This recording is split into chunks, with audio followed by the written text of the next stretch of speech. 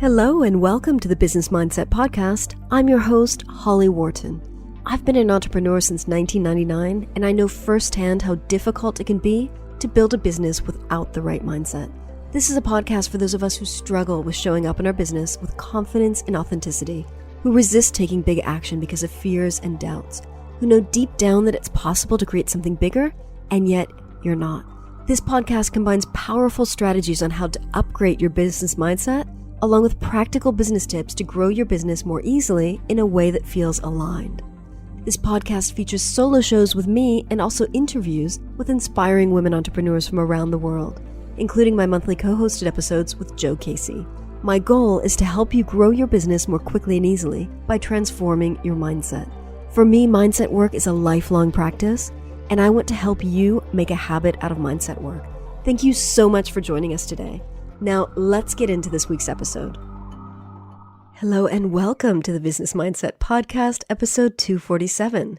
This is your host, Holly Worton, and I'm back with another solo episode. Today, I'm going to talk about outsourcing, the ins and outs of outsourcing, and the mindset crap that can get in the way when you start thinking about outsourcing stuff in your business. However, before we get into today's episode, I wanted to mention a podcast that I was recently a guest on. It's called the Right Word Podcast. Janet Groom talk about writing, reading, and my books. Janet's a great interviewer, and we had a really interesting conversation. So I highly recommend that you check that out. And you can easily do that because I have embedded that episode into this podcast feed. So if you are subscribed to my podcast, you should see this episode a couple of weeks back. And you can take a look at that and subscribe to Janet's podcast as well if you are interested in reading and writing. So as I mentioned, we are going to be talking about outsourcing today. Actually, it's just me because I'm alone. I think it was Louisa that asked me to write about this. It was someone in the Facebook group. Unfortunately, since I just copied and pasted into Evernote the different topics that people have sent me, I don't remember who said what. But the request was for an episode on outsourcing. And she said, I'm sure many business owners could do with more time, and outsourcing pieces of work is the obvious answer to that. But maybe we aren't all aware of how much stuff we can outsource. I don't think I am, either to people or to apps, etc. Plus, I think there's a whole lot of mindset stuff around outsourcing your own judgments, about get her, paying other people to do stuff for her, and around money paying for servicing. These are all really, really good points, and I'm going to be talking about all of that today. We're going to talk about what is outsourcing, why is outsourcing a problem, what stuff can come up for you when you think about outsourcing, what fears, blocks, limiting beliefs do people have around outsourcing, and how to take action today in terms of getting started with outsourcing. But before we get into the main episode, I'm sorry to interrupt myself just again, but I wanted to once again share a really quick message from my friend Joe Casey, whom you know from this podcast. She's got a really, really great, it's more than an online program, it's a membership program that can teach the basics around business. And this is really, really important because a lot of people go into the online business world or try to start a business not knowing anything about business. And it's really hard when you're setting up a business from scratch and you don't know what you're doing. So Joe's program is fantastic at really teaching you the basics, giving you templates, things that you can use and adapt for yourself. And I highly recommend you check it out. So right now, a quick word from Joe, and then we'll get into the meat of this episode. We know that building a coaching, healing, or holistic business can be challenging and isolating. So at the Meaningful Business Academy, we don't think you should have to go it alone. We've pulled together all of the tools, trainings, and support you need to get more clients and make more income, without you having to resort to the dark arts or sleazy manipulation techniques. Instead, you'll find done-for-you templates, masterclasses, guest expert interviews, and a supportive, like-minded community, all for a low monthly price. Check out the Meaningful Business Academy at meaningfulbizacademy.com because it's time to do business differently. So I'm back, and thank you, Joe. So what is outsourcing? Outsourcing is basically when you and your business hire someone else, whether it's an individual, freelancer, or a company, to provide a service for you, or perform tasks for you, or handle operations for you that you're not doing yourself or that you're not doing in-house with your own employees, assuming that you have them. However, I think most people listening to this show are probably solopreneurs. So outsourcing is something that's really, really important. It's incredibly powerful in terms of giving you more time to run your business. And it's something that most people do, I would say, later than they should. It's something that I think a lot of people struggle with, coming to terms with, can someone else do this as good as I can? Can I trust someone? There's all kinds of stuff that can get in the way here. So I'll start out by sharing my own story. This, as you may know by now, is not my first business. My first business, which I ran for just over 10 years, was not an online business. It was a brick and mortar business. I was owning and operating 3 eco-hotels in Mexico. We eventually expanded to South America. We opened up a central reservations office in Buenos Aires. It was a big thing, and we had about 150 employees spread across 3 countries. So that was a big operation. It was complicated and complex, and it was not something I ever want to do again, despite the fact that I had a great time, worked with some amazing people, and learned a lot. That's not the kind of organization that I want to create right now. So I had considerable experience with managing people. Not to say I was good at it, but I have experience in it. So when it came time to start this business, obviously I started out just on my own, but I knew from the start that there were certain things that I wanted to outsource, things that I didn't want to do on my own. And I probably waited longer than I should have to outsource some things, but like I said, other things I outsourced right off the bat because I knew I did not want to do them. So let's take a look. I'll give you some examples of some things that I've outsourced in my business. So one of the first things I probably outsourced was getting my taxes done by a professional. I do not enjoy doing things like taxes, and there are people who do that for a living, and that's all they do, and they should be doing my taxes, so I hired someone to do my taxes. And I've changed accountants a couple of times in the last few years, but it's always been really clear to me that's something that I'm going to outsource always because I do not want to do that. However, related to that is bookkeeping. And for the longest time, I did my own bookkeeping. And I did it just using a spreadsheet.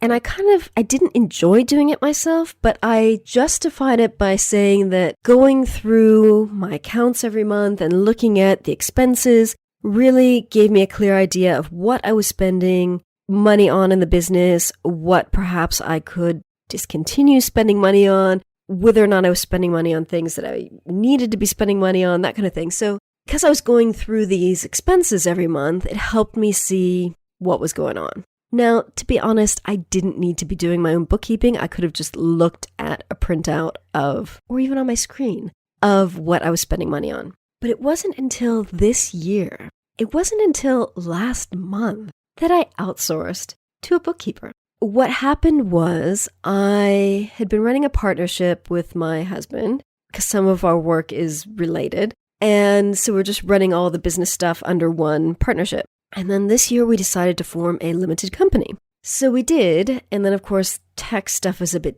different and you have to be a bit more organized. And so I decided I was going to get Xero that's Xero, which is a kind of bookkeeping software. Signed up for that, imported my PayPal, my bank accounts, all that stuff, started reconciling things, and then realized, oh God, what am I doing?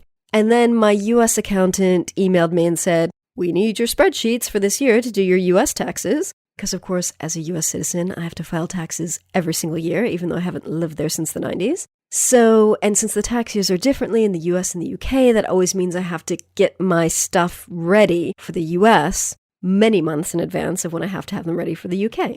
So that was kind of the crunching point where I said, I can't deal with this anymore. I do not have the time in my schedule to get this bookkeeping up to date, to get Xero up to date. I have this whole pile of receipts.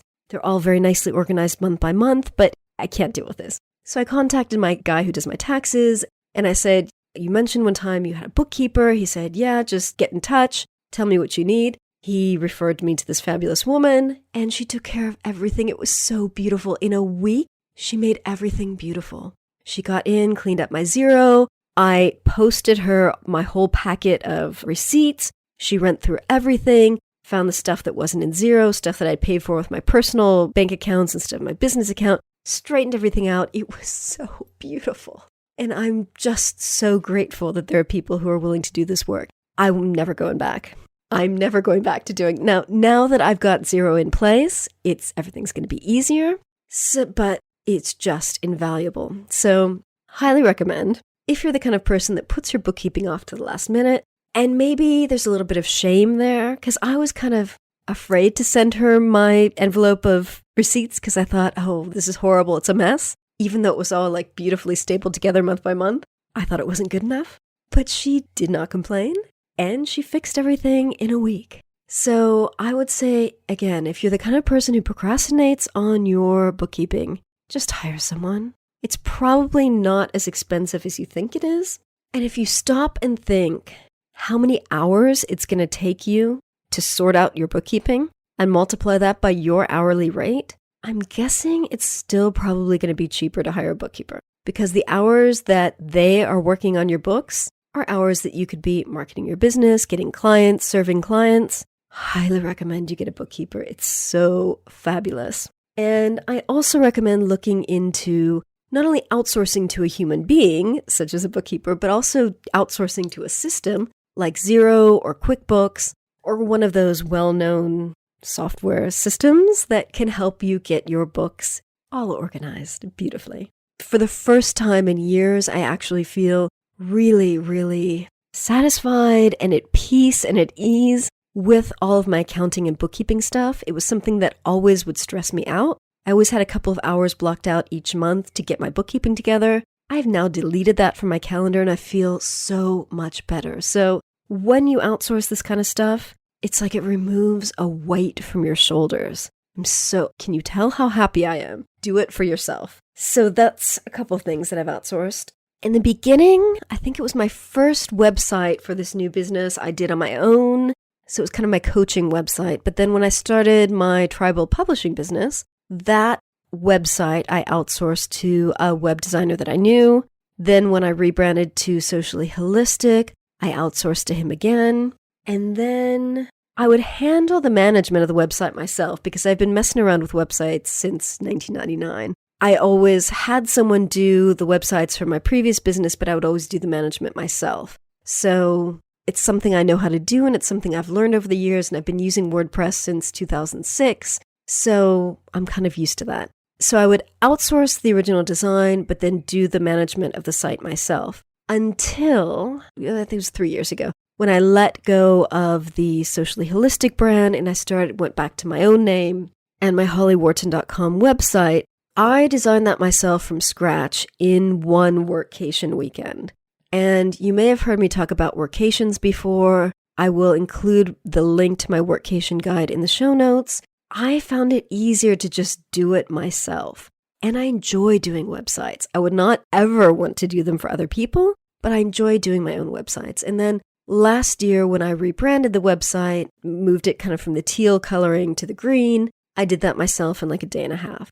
So this is kind of a different example where I went from outsourcing something to doing it myself. Because it's something that's easy and enjoyable and fast. I wanted a fast change. I knew I could do it quickly myself. And I don't think most people are going to give you a fully complete website turned around in 3 days. That does not often happen. So it was kind of in alignment with what I needed to do it myself. And I enjoyed it.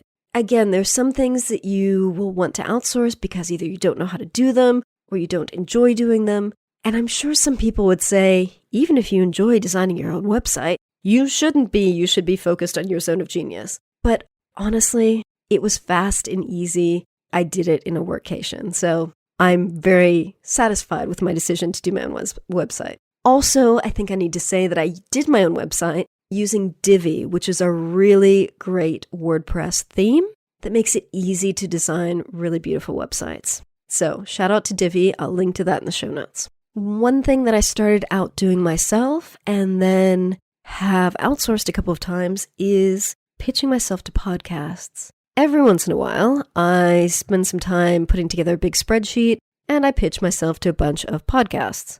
And in the beginning, despite the fact that I had a bunch of mindset crap and did a bunch of mindset work around it, it was still really challenging for me to pitch myself. So I ended up reaching out to a PR person and said, I've got a spreadsheet of contacts. Can you please do these pitches for me? She quoted me a price. She took care of it. I got a few interviews out of that. Not so many. I think it was about 4 or 5. And that was great.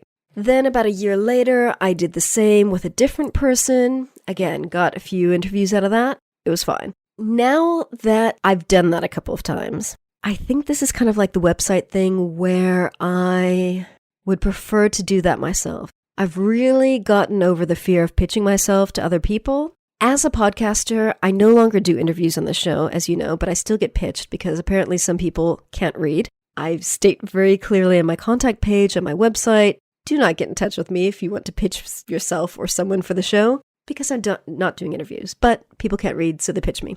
And I find it so much more interesting, and I'm much more interested in hearing from the person if the person who wants to be a guest is the person who pitches me. When people are using a PR person, I don't know.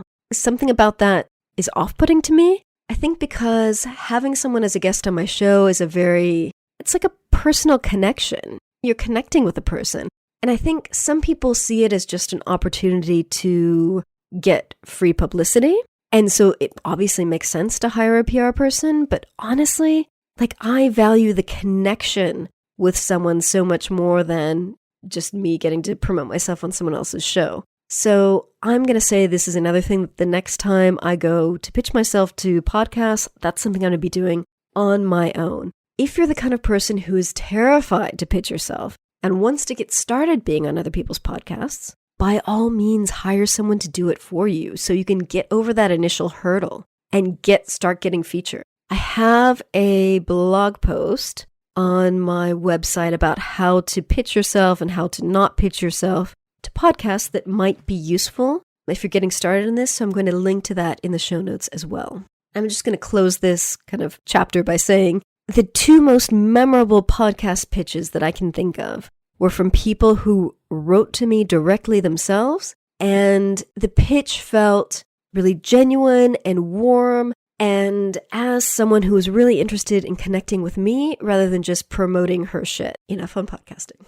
So again, do what works for you, and if you've got a big hurdle, outsource it. Do what works for you.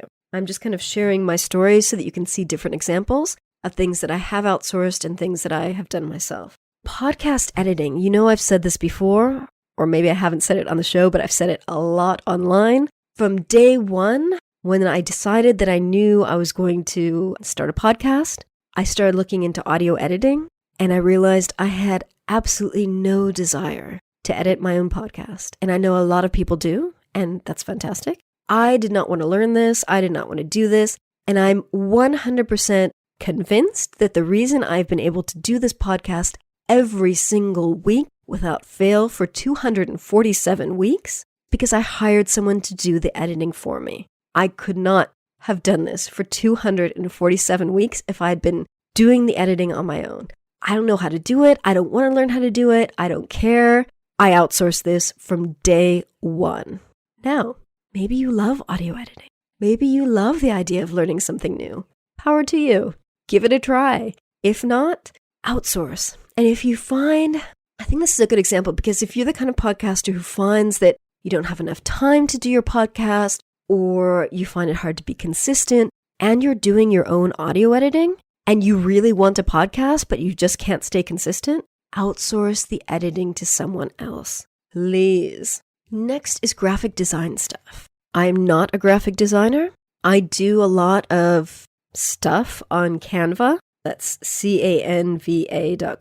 which you've probably heard of. It makes graphic design easy if you have a good eye for design. If you don't have a good eye for design, it's still going to look like crap. I'm sorry. Graphic designers exist for a reason, and it's not just because they have the technical knowledge of how to use Photoshop and all that fancy software. It's because they usually have a really good eye for design, and they know how to design things that look pretty and attractive and appealing to your ideal client and harmonic in a design sense. Again, I'm not a designer, so I don't know how to express what I'm trying to say, but they know how to make things pretty. Whereas the average non-designer sometimes can, often can't. I see a lot of graphics online that people have done on their own, very obviously, and it doesn't look super professional. However, you have to start somewhere. So if you can't afford to hire a graphic designer, do it on Canva. Graphic design is, you can pay $5 on Fiverr and get someone to do it really cheap, or you can hire a proper design person to help you with your branding and create like a whole kind of look and feel for your website, all your branding stuff for your business. Obviously, that's going to be more expensive. When you outsource stuff to a graphic designer, the most important thing is know what you want, know what you like, and communicate it clearly. Because no matter how good a graphic designer is, they can't read your mind. So it's really, really helpful if you're getting a website done, or if you're getting business cards done, or if you're getting a book cover done because you're writing a book. Come up with at least 4 or 5 examples of stuff that you found on the internet, of stuff that you like. So when I first had my first business books, I put together a Pinterest board of a bunch of, probably more than 5, I think it was about 15 or 20 book covers that I really liked. And in addition to that, I said to her, here's what I like about these things. I like the color in this, I like the font in that. This is the kind of look and feel that I'm going for. This is my ideal reader. And from that, my designer created a really great first draft. We tweaked one tiny detail, and then it was perfect. We went through a similar thing for my walking books. Now, I have found that walking books often have really terrible covers, so it was harder for me to come up with good examples. So I pulled all kinds of examples of maybe non-walking books and tried to explain what I liked about each example. Be very clear, very specific, and provide clear examples if you're going to outsource stuff to a graphic designer. Because, again, they can't read your mind. And when giving them feedback on whatever their first draft is, be really specific about what you like, what you don't like, and why. I'm saying this because in the past, I have worked with clients who have not been very specific about what they don't like about a particular design, whether it's a website design or a cover design, and it is excruciating to see the miscommunication between the client and the designer. When the client doesn't know how to say what they want, the designer can't read the mind. So yes, just be clear, be specific, and provide clear examples of what you like and what you want. That can be really, really, really helpful. And the more specific you are in describing what you want, the easier the process will be, because the designer is probably going to get it right off the first bat. And then you won't have to go back and forth 1,000 times to tweak the little details. So if you're going to outsource, so there's all kinds of stuff that I've outsourced. Obviously, book cover design, I do not think this is something that you should do on your own. You should outsource that very specifically to a graphic designer who specializes in book covers. I cannot stress that enough. Book covers are kind of a special language of design that I have seen graphic designers who don't specialize in book covers do very pretty book covers that are very attractive but don't look like book covers.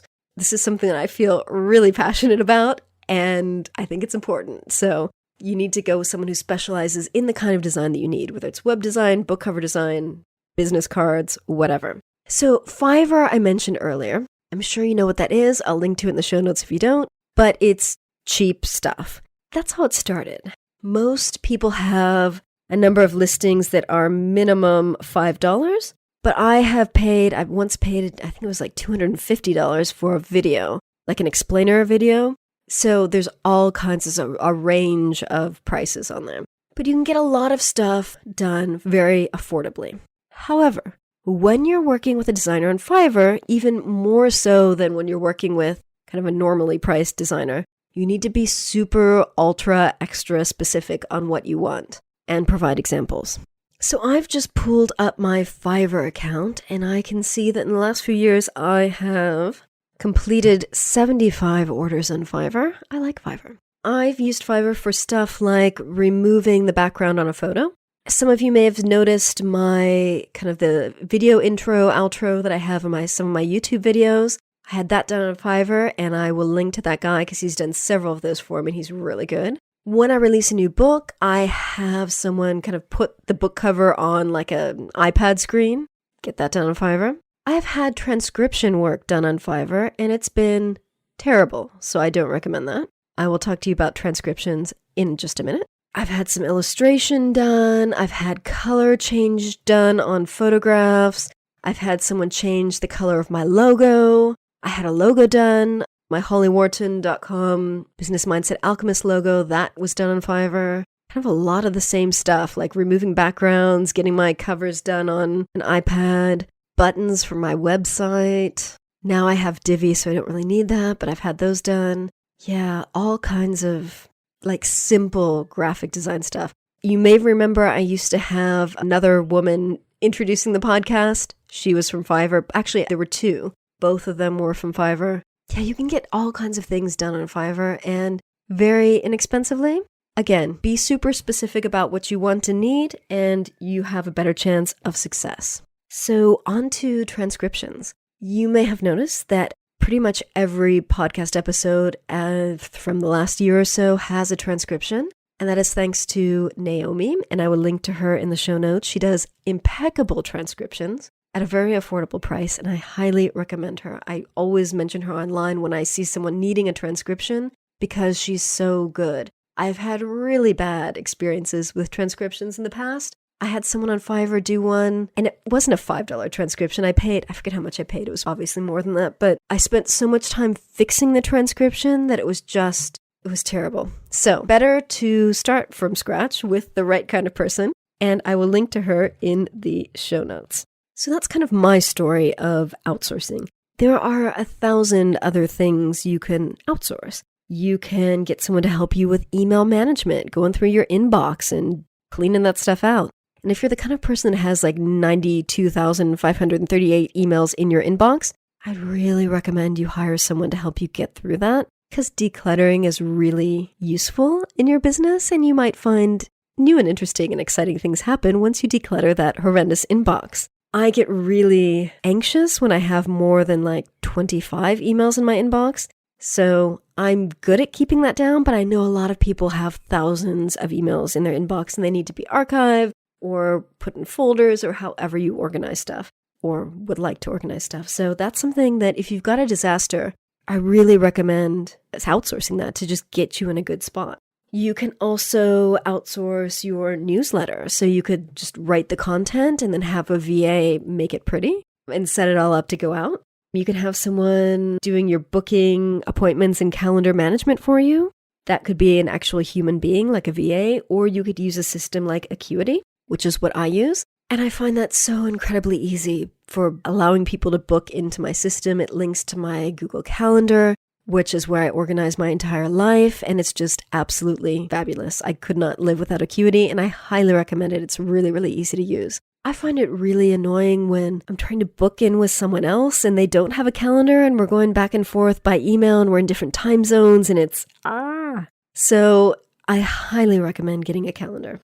It just makes it so much easier for people to book in with you, especially even if you're not doing one-to-one client sessions. But if you are, you absolutely need a calendar. But for stuff like podcast interviews, discovery calls, all that stuff is so much easier when you have a calendar. So Acuity. Following up with people, I think it's a Chrome plugin called Boomerang, and I think I pay $50 a year for it. I'll link to it in the show notes. Oh my God, it's amazing. It's so fabulous. It's so good. I've been using it probably for a couple of years now, and Boomerang does a few things. So when you respond to an email to someone, but it's something that you need to get a response on and you don't want to forget about it, so you kind of tick a little box in Boomerang and ask it to pop that email back in your inbox if you don't get a reply in X amount of days. Fabulous. You can also use it I use it in 3 main ways. So that's one way. The other way is if I'm writing emails, but I don't want to send them right away, you can Boomerang it to leave your outbox and be sent at a later date. So for example, I don't know, if you're responding to emails at odd hours, but you don't want people to think you're working late for whatever reason, you can Boomerang them to go out Monday morning. Third way I use it is when I'm working on my inbox and say I've only got like an hour to get through a bunch of emails today and I know I can't get through them all, I will select the ones that are least important or not timely. I will Boomerang them to go out of my inbox and come back at a later date, whether that's tomorrow, next week, whatever. That makes it so much easier to focus on the emails that are actually really important. So that's like following up with people and managing your inbox. Also, you could hire a VA to help you with database building, research, if you're researching a book, researching, I don't know, stuff in your field. I hate research, so if you hate research too, that might be something you want to outsource. Personal errands like online shopping, whether it's for you, for your family, whatever. I know when I had my first business, we had kind of a shared assistant amongst all the managers.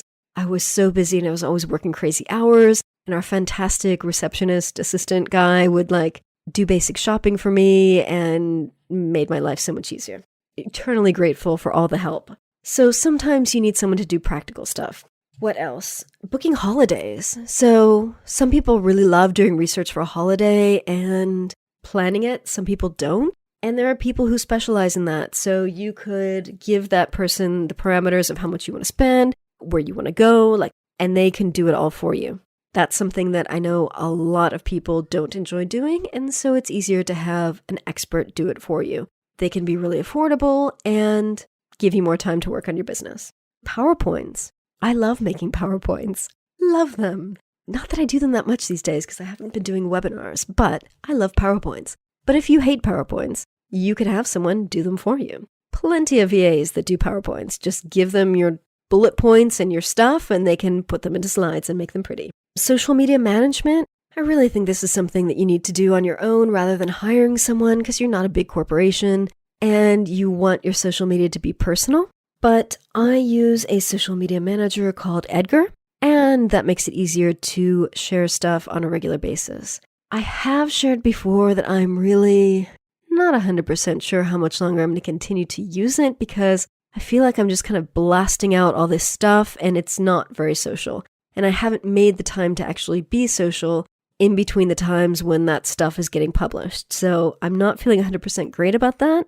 But I have been using Edgar for a couple of years now, and it's good.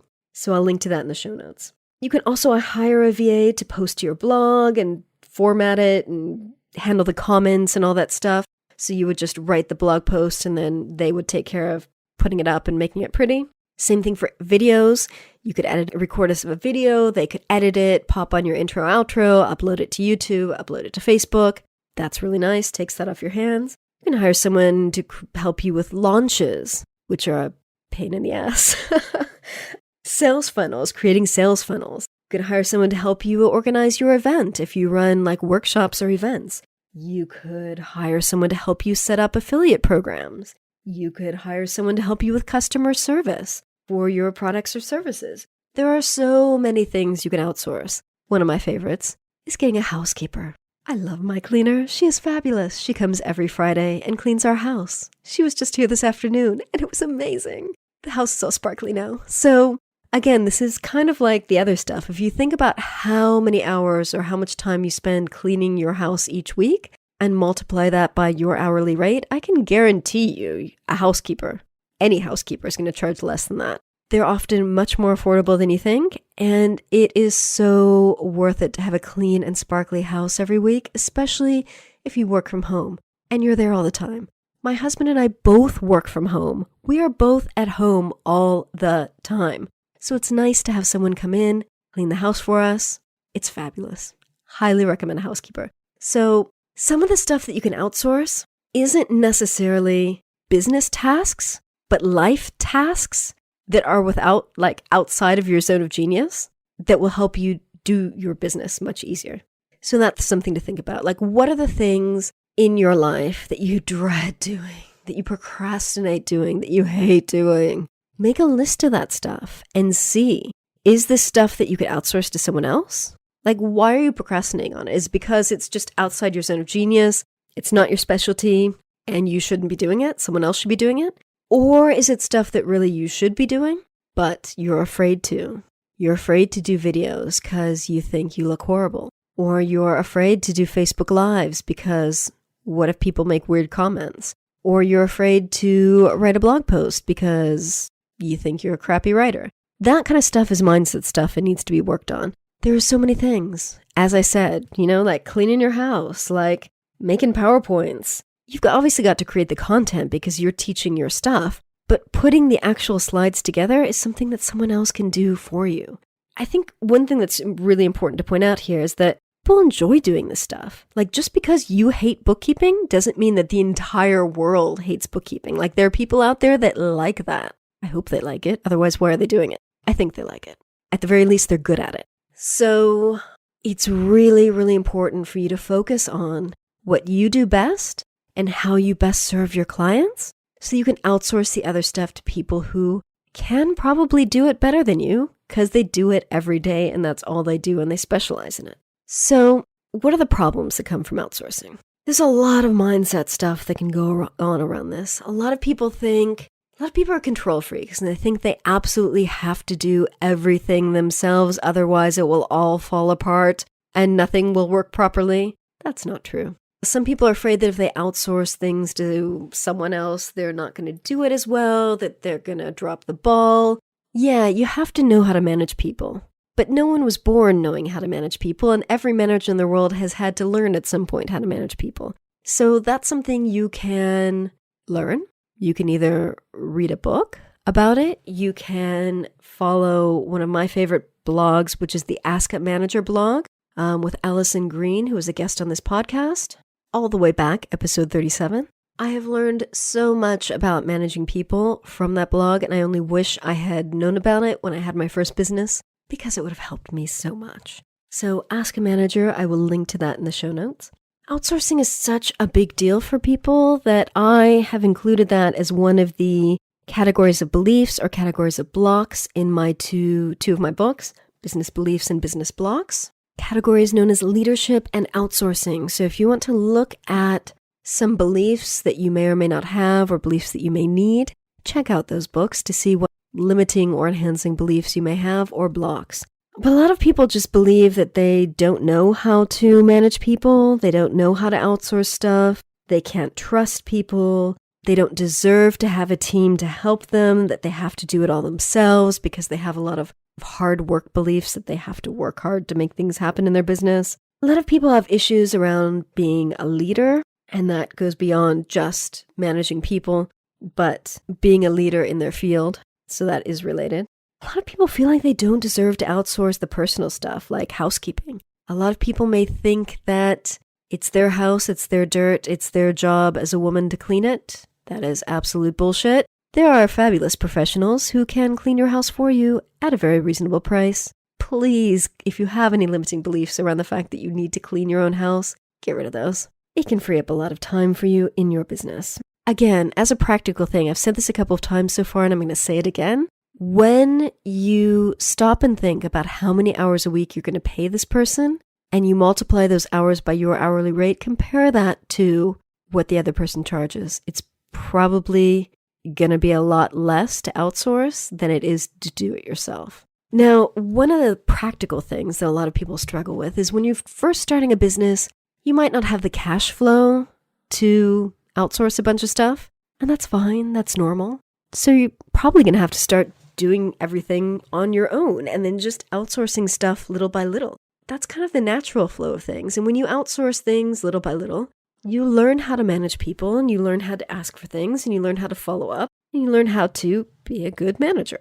So you don't have to start out with a big team. You don't have to start out by outsourcing everything. And it can be very helpful for you to start out doing certain things on your own so that you can then train someone else how to do them. One of the easiest things that I have done to train people is I create a screen capture video using Camtasia, which is screen capture software. I literally do the thing that I need them to do and I walk them through it and explain and I click on all the stuff and I do it and I give them a link to the video so that they can watch it and have it as a reference.